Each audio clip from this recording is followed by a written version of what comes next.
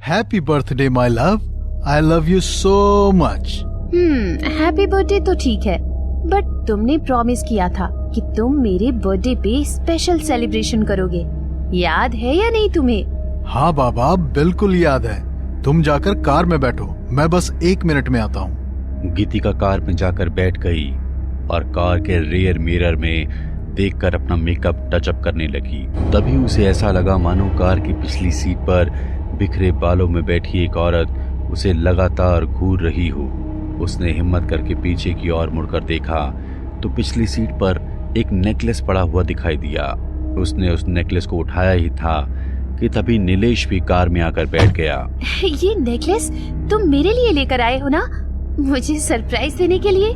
सच में ये नेकलेस बहुत सुंदर है, thank you so much. Necklace? कौन सा नेकलेस? मैंने तो तुम्हारे लिए कोई नेकलेस नहीं खरीदा। अरे मजाक मत करो, ये देखो, ये नेकलेस मुझे तुम्हारी कार की बैक सीट पर मिला। गीतिका के हाथ में पकड़े उस नेकलेस को देखते ही नीलेश का पूरा शरीर पसीने से भीग गया। तभी अचानक नीलेश को भी गाड़ी के रियर मिरर में वही औरत बैक सीट पर बैठी हुई दिखाई दी। उसे देखकर नीलेश बुरी तरह डर गया। तभी गाड़ी का रियर मिरर अचानक ही बड़ी तेज आवाज के साथ टूटकर गाड़ी के अंदर गिर गया। कांच टूटने की उस तेज आवाज को सुनकर वो दोनों बहुत बुरी तरह डर गए। तभी नीलेश ने बिना कुछ कहे गाड़ी को स्टार्ट किया और बहुत ही तेज स्पीड में ड्राइव करने लगा। अरे तुम इतनी तेज स्पीड में गाड़ी क्यों चला रहे हो? क्योंकि जहाँ हमें पहुँचना है वो लोकेशन थोड़ी दूर है और हमारे पास टाइम नहीं है। नीलेश ने फुल स्पीड में गाड़ी भगाई और समुद्र के किनारे गाड़ी को रोककर गीतिका की आंखों पर एक पट्टी बांध दी और उसका हाथ पकड़कर उसे समुद्र किनारे एक शिप के अंदर ले गया। मेरी आंखों से पट्टी हटाओ, मुझे देखना है तुम मुझे कहाँ लेकर आए हो।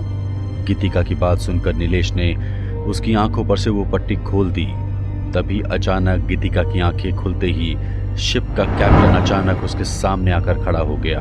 वो कैप्टन दिखने में बड़ा ही डरावना लग रहा था। उसकी एक आंख पत्थर की थी। शायद उसने अपनी एक आंख को किसी हादसे के दौरान खो दिया था। अचानक उसे अपने सामने देखकर गीतिका बुरी तरह डर गई। तभी उस कैप्टन ने गीतिका की ओर बड़े ही अजीब तरीके से देखते हुए कहा, डरिए मत, मैं यहाँ का कैप्टन हूँ। मेरे यहाँ होते हुए आपको यहाँ कोई तकलीफ नहीं होगी। इतना कहकर वह कैप्टन उसकी ओर देखकर बड़े ही भयानक तरीके से मुस्कुराया और वहां से चला गया। तभी नीलेश गीतिका को बुक टेबल पर लेकर गया जिसे बहुत ही सुंदर तरीके से सजाया गया था। उन दोनों ने हाथ में वाइन का ग्लास लिया और चीयर्स करके जैसे ही उन्होंने वाइन पीने के लिए ग्लास को आगे बढ़ाया तभी अचानक एक काली बिल्ली गीतिका पर झपट पड़ी और सारी वाइन गीतिका की ड्रेस पर गिर गई। तभी गीतिका ने उस बिल्ली को एक जोरदार धक्का मारा और वो बिल्ली सीधा पास में खड़े उसी कैप्टन के पैरों में जाकर गिर पड़ी। मैडम जरा संभल कर, मेरी ये बिल्ली मुझे बहुत प्यारी है, जरा प्यार से रहिए इसके साथ। अगर ये बिल्ली आपकी है तो इसे संभाल कर अपने पास रखिए ना, इसकी वजह से मेरी नई ड्रेस खराब हो गई है। इसकी तरफ से मैं आपसे माफी मांगता हूँ। आप अंदर रेस्ट रूम में जाकर अपनी ड्रेस साफ कर लीजिए, ये आपको फिर परेशान नहीं करेगी। कैप्टन ने अपनी बिल्ली को गोद में उठाया और बेहद गुस्से भरी नजरों से गीतिका की ओर देखते हुए अंदर की ओर बढ़ गया। गीतिका अपनी ड्रेस को साफ करने के लिए वॉश बेसिन का नल चालू करके उसे पानी से हल्के हाथों से साफ करने लगी। तभी अचानक उसे अपने पास किसी के होने का एहसास हुआ। उसने इधर उधर मुड़कर देखा तो उसके पास कोई नहीं था, लेकिन वो जैसे ही शीशे की ओर मुड़ी तो अपने पीछे खड़ी उस भयानक औरत को देखकर डर के मारे उसके रोंगटे खड़े हो गए। उस औरत का शरीर जगह जगह से गला हुआ था और जगह जगह से उसके शरीर के मांस को उसके शरीर पर रेंगते हुए कीड़े चुन चुन कर खा रहे थे। उसका चेहरा भी बुरी तरह से खराब हो चुका था और उसकी आंखों की पुतलियां बाहर को निकल आई थी। इतनी भयानक औरत को शीशे में देखकर डर के मारे उसकी चीख निकल गई और वो वहीं पर बेहोश होकर गिर पड़ी। आंखें खोलो गीतिका, क्या हुआ तुम्हें? आंखें खोलो प्लीज। अपने चेहरे पर पड़ रही पानी की बूंदों से गीतिका की आंख खुली। थैंक गॉड तुम्हें होश आ गया।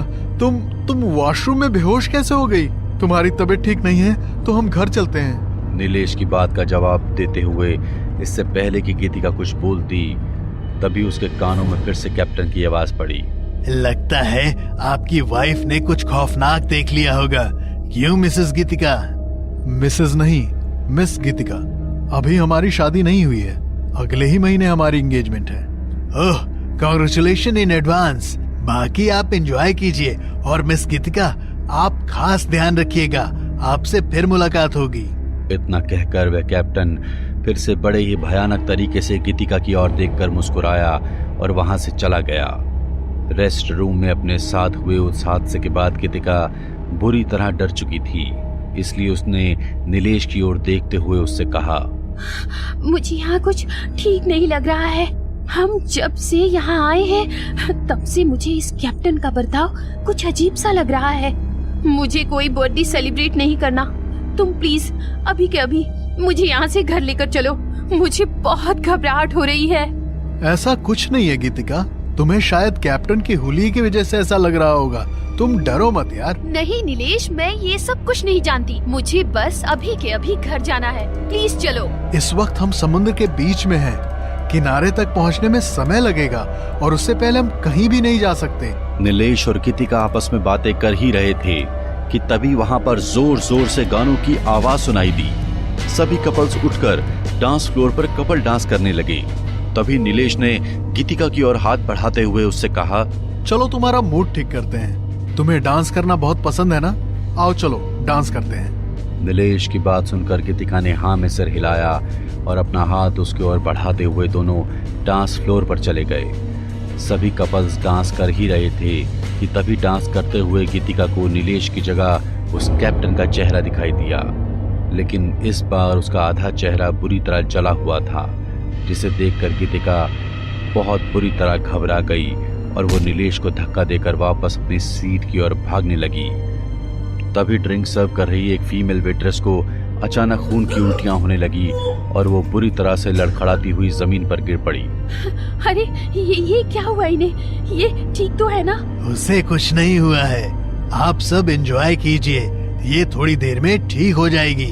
इतना कहकर कैप्टन ने उस वेट्रेस को अपनी गोद में उठाया और उसे अंदर की ओर एक कमरे में ले गया। गीतिका को उस कैप्टन को देखकर कुछ अजीब सा लगा, इसलिए वो उसका पीछा करते हुए अंदर उस रूम तक पहुंच गई। उसने जैसे ही उस रूम का दरवाजा खोलकर देखा तो अपनी आंखों के सामने उस नजारे को देखकर उसके पैरों तले की जमीन खिसक गई। बाहर बेहोश हुई उस वेट्रेस का शरीर ऊपर हवा में उड़ रहा था और उसकी नीली पड़ी हुई जीभ बाहर को आकर लटक रही थी। उसे इस तरह देखकर गीतिका का शरीर बुरी तरह से कांप रहा था। तभी अचानक कमरे में उसे एक रोशनी आती दिखाई दी। उस रोशनी की वजह से जैसे ही उसकी नजर रूम के फ्लोर पर पड़ी तो उसने डर के मारे अपने कदम पीछे की ओर बढ़ा लिए। वो पूरा कमरा इंसानी कंकालों से भरा हुआ था, जिन पर अनगिनत कीड़े मकोड़े रेंग रहे थे। वो जैसे ही वहां से भागने के लिए पीछे की ओर मुड़ी, वैसे ही कैप्टन ने आकर अचानक उसका रास्ता रोक लिया। लगता है तुम भी इन सब की तरह हमेशा के लिए यही रहना चाहती हो। चलो आज मैं तुम्हारी ये ख्वाहिश पूरी कर देता हूँ। कैप्टन की बात सुनकर गीतिका का शरीर पूरी तरह कांपने लगा, लेकिन उसने हिम्मत करते हुए कैप्टन को एक जोरदार धक्का मारा और वहां से भाग निकली। नीलेश, नीलेश, प्लीज प्लीज कुछ भी करके तुम मुझे यहाँ से ले चलो। वो कैप्टन, उसने। आपने मुझे याद किया और मैं आपके पास आ गया। गीतिका जी, मैं जानता हूँ कि आज आपका बर्थडे है, इसलिए आपके बर्थडे के लिए मैंने ये स्पेशल केक बनवाया है। इसे खोल कर देखिए, आपको ये बहुत अच्छा लगेगा। देखो गीतिका, कैप्टन कितने अच्छे हैं, उन्होंने तुम्हारे लिए एक स्पेशल केक बनवाया है। चलो जल्दी से इसे खोल कर देखो। गीतिका ने घबराते हुए जैसे ही केक पर ढकी उस लिड को हटाया, वैसे ही डर के मारे उन दोनों के होश उड़ गए। वहां कोई केक नहीं बल्कि ट्रे में केक के बजाय नीलेश का कटा हुआ सर था, जिसे देखकर नीलेश भी डर के मारे बुरी तरह कांपने लगा। ये क्या बद्दा मजाक है? अभी के अभी हमें किनारे पर पहुंचाओ, हम दोनों और देर यहाँ नहीं रुक सकते। चलो गीतिका, हम चलकर अपने टेबल पर बैठते हैं। नीलेश ने गीतिका को टेबल पर ले जाने के लिए जैसे ही उसका हाथ पकड़ा, वैसे ही गीतिका जोर जोर से हंसने लगी और उसका चेहरा उसी भयानक चेहरे में बदल गया जो उसे रेस्ट रूम के शीशे में नजर आ रहा था। उस भयानक चेहरे को देखकर नीलेश के होश उड़ गए और डर के मारे उसके पैर वहीं जम गए। क्या हुआ नीलेश, तुमने मुझे पहचाना नहीं? मैं तुम्हारी पत्नी रश्मि। याद आया या भूल गए मुझे? रश्मि, तुम यहाँ कैसे आ गई? तुम तो मर चुकी हो ना। और मेरी गीतिका कहाँ है? तुम्हारी गीतिका भी मैं ही हूँ। तुमसे बदला लेने के लिए मुझे तुम्हारे साथ रहना भी तो जरूरी था ना। तो मैं तुम्हारे साथ तुम्हारी गीतिका बन गई। याद है ना कैसे तुमने मुझे मारने के लिए इसी शिप से मुझे धक्का दे दिया था और मार डाला था मुझे, और लोगों को सुसाइड बताकर इस केस को हमेशा के लिए क्लोज करवा दिया। पुलिस तुम्हें तुम्हारी सजा नहीं दे पाई तो क्या, मैं हूं ना, मैं तुम्हें तुम्हारे किए की सजा बहुत अच्छे से दूंगी। मुझे माफ कर दो रश्मि। मुझसे बहुत बड़ी गलती हो गई। मैं लालच में आ गया था, इसलिए मेरे हाथों ये सब हो गया। प्लीज मुझे छोड़ दो, मुझे जाने दो। No no no no no no no no no no no, बिल्कुल भी नहीं। अगर मुझे पहले पता होता कि तुमने सिर्फ मेरे पैसों के लिए मुझसे शादी की है तो मैं कभी तुमसे शादी नहीं करती। उस रात तुम्हारे इन इरादों के बारे में पता चल गया था मुझे।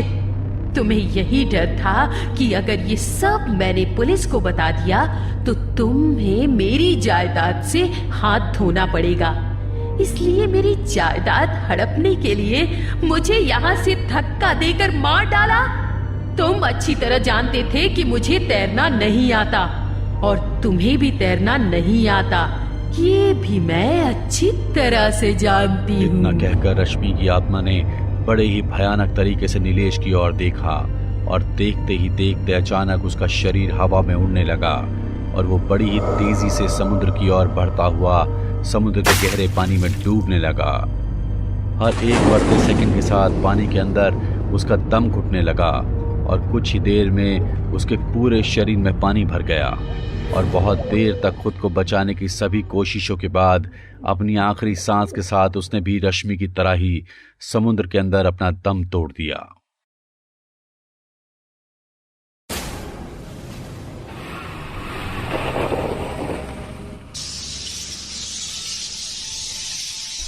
पागल खाने में एक लड़का जिसके पैरों में जंजीरें बंधी हुई थी और पास में एक डायरी रखी थी।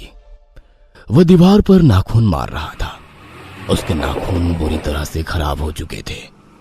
उसने नाखून से कुरेद कर दीवार पर एक चित्र बनाया था जो कि किसी भूत का था।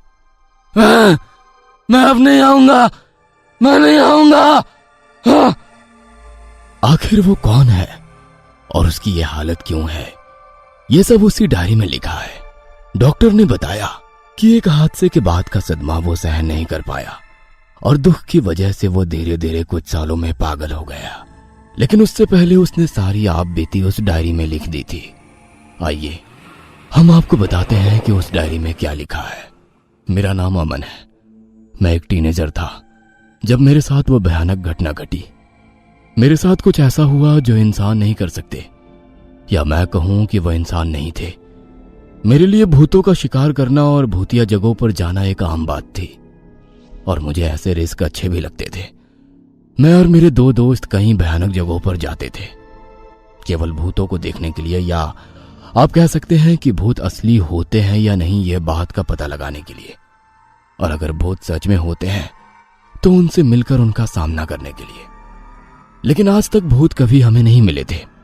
कई बार हमारे साथ ऐसी कुछ घटनाएं घटी जिसमें अगर कोई आम इंसान होता तो उससे विश्वास हो जाता कि भूत होते हैं। क्योंकि वो वहां से बिना पूरी घटना को समझे डर कर भाग जाता। पर हम उस घटना की तह तक पहुंचकर उस वहम को तोड़ देते थे। लोगों का जो वहम होता था अंधेरी जगहों पर भूतों को लेकर, हम सब वहम के पीछे छुपी उन सच्चाई को सामने ले आते थे। हम इतनी जगह पर जाते हैं लेकिन कभी एक भी भूत नहीं मिला। हाँ यार, वीडियो रिकॉर्ड करते हैं, लाइव होते हैं और सारी मेहनत बेकार हो जाती है। कभी भूत तो मिलते नहीं, मिलता है तो केवल कभी काली बिल्ली या कभी चमगादड़, कभी किसी जानवर की परछाई या कभी कोई प्रैंक करते हुए भूत की पोशाक पहने हुए कुछ लोग। भाई, भूत रात में मिलते हैं और हम हमेशा सुबह या शाम को जाते हैं। थोड़े दिलेर बनो और रात में जाना शुरू करो। अरे रात में घर वाले जाने नहीं देंगे। तो फिर अपना शौक खत्म कर दो। मुझे तो कोई समस्या नहीं है, मैं जा सकता हूँ। हाँ मुझे भी। ये एक अमन ही डरपोक है। मैं उनके सामने डरपोक नहीं दिखना चाहता था, इसलिए मैंने भी जोश जोश में उनको हाँ कह दी। लेकिन अभी तक हमारे जाने की कोई जगह डिसाइड नहीं हुई थी। तभी एक दिन मैंने और मेरे दोस्त ने एक पुरानी जेल के बारे में सुना, जो शहर से 10 किलोमीटर दूर थी। लोग वहां नहीं जाते थे क्योंकि लोगों का मानना था कि उसमें भूत रहते हैं। तो हमने वहां जाने का प्लान बनाया। 2 दिन बाद जब हम वहां पहुंचे, वहां बाहर बड़ा गेट था जिसके आर पार कुछ भी दिखाई नहीं दे रहा था। इसमें तो एक भी होल नहीं है। यार ये जेल है, इसके आर पार नहीं देख सकते। तो अंदर जाना है या बाहर ही रहना है? बिल्कुल जाना है। तो दरवाजा खोलो, ये जाम पड़ा हुआ है। हम तीनों ने जोर लगाकर दरवाजा खोला। वो दरवाजा जैसे ही खुला, अंदर से ढेर सारे चमगादड़ उड़ते हुए हमारे बीच से निकलकर बाहर चले गए। उससे हम थोड़ा और सतर्क हो गए थे। ये जेल लगभग 50 साल पुरानी थी, बिल्कुल खंडहर हो चुकी थी। दीवारें और दरवाजे मिट्टी से काले हो चुके थे। जगह जगह कीड़े मकोड़े और मकड़ियों के जाल थे। तो उस जगह ने हम सबको एक अजीब और डरावना एहसास दिया। एक तेज हवा के झोंके ने हमें हिला दिया और हम उत्साहित थे, लेकिन हमने तब कुछ भी हॉन्टेड नहीं देखा या सुना। तभी मुझे जेल के काफी अंदर कोई चलता हुआ दिखाई दे रहा था। वो बाहर बाहर दाएं बाएं और बाएं से दाएं जा रहा था। देखो दीप, हैप्पी, यहाँ कोई है। वो यहाँ वहां चल रहा है। कहाँ है? मुझे तो कोई दिखाई नहीं दे रहा। अरे वहां कोई नहीं चल रहा है, ये केवल तेरा डर है। नहीं, मैं सच कह रहा हूँ, यहाँ कोई है। मुझे अभी भी वो वहां दिख रहा है।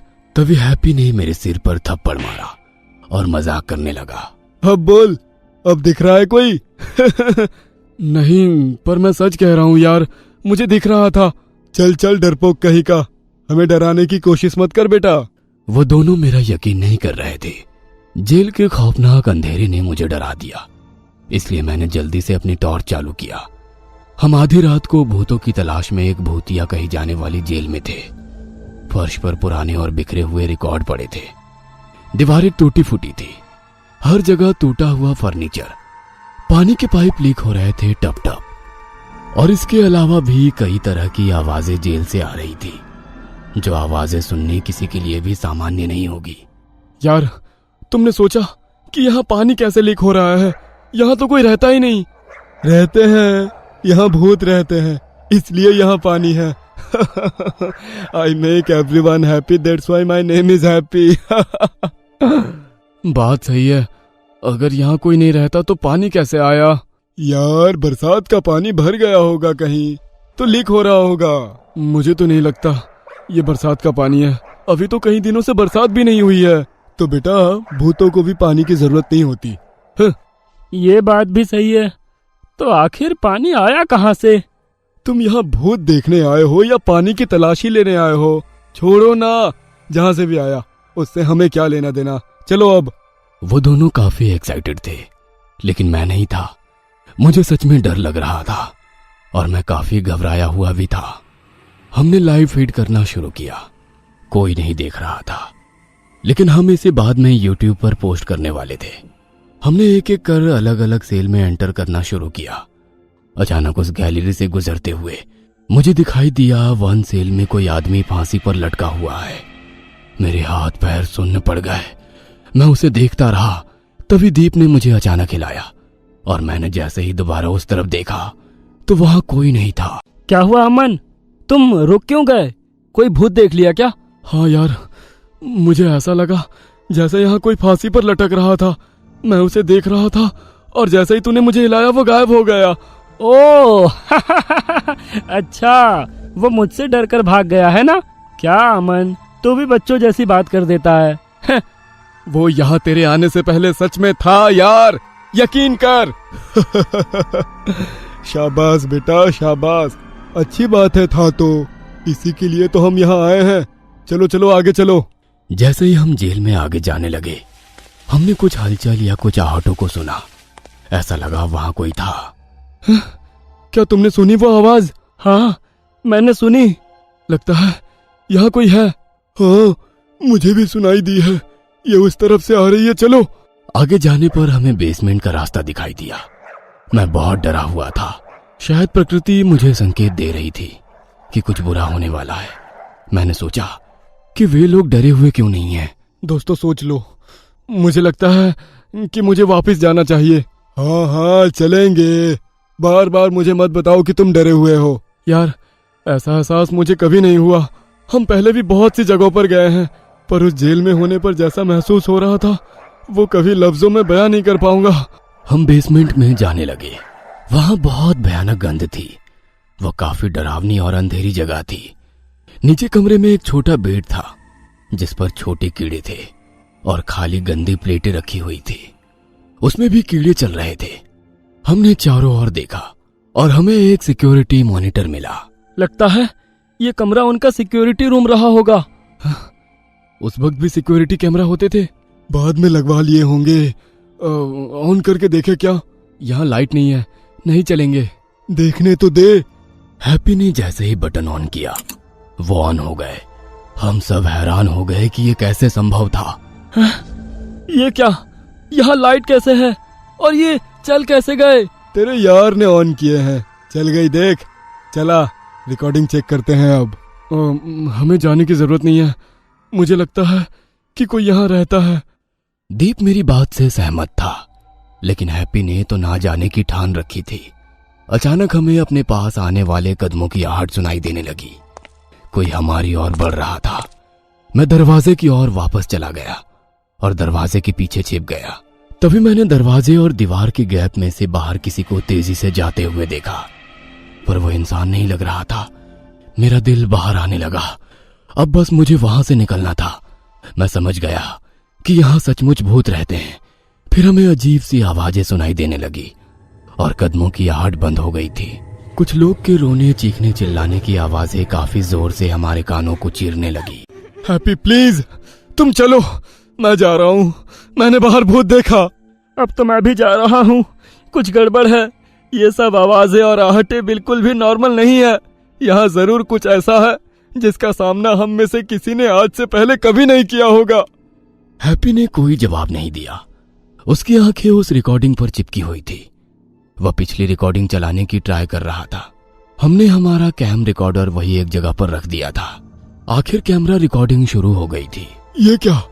ये तो लाइव कैमरा चल रहे हैं लेकिन क्लियर नहीं हो रहे हैं। ये कैसे पॉसिबल है?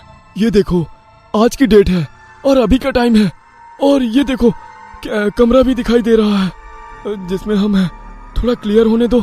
धीरे धीरे कैमरा रिकॉर्डिंग क्लियर होने लगी और हमने जो देखा उसने हमें मौत ही दिखा दी थी। हर एरिया में लोग भागते उड़ते दिखाई दे रहे थे और हमारे कमरे में हम तीनों के अलावा 2 आदमी और मौजूद थे, और हमारे कमरे के बाहर भी बहुत सारे लोग जमा थे और वो सभी कमरे का दरवाजा तोड़कर अंदर आना चाह रहे थे।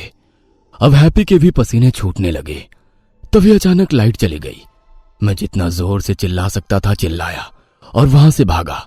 मुझे नहीं पता था कि किस दिशा में, लेकिन मैं बस भाग रहा था।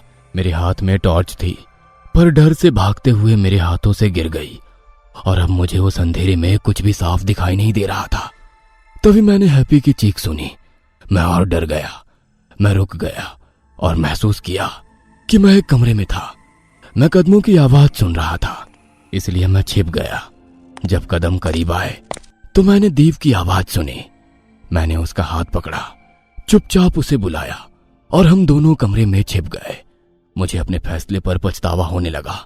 मैं मदद के लिए फोन करने के लिए अपना फोन ढूंढने लगा, लेकिन मुझे नहीं मिला।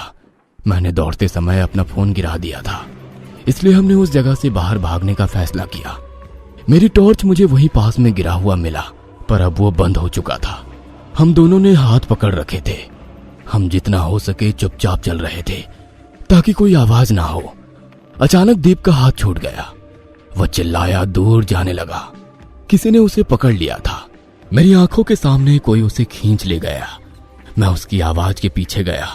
वह रास्ता सिक्योरिटी रूम की तरफ जा रहा था। मैंने उस रूम के बाहर से छुपकर जो देखा वह मुझे बहुत सताता है। दीप चिल्ला रहा था और उस भूत ने उसको बालों से पकड़ा हुआ था।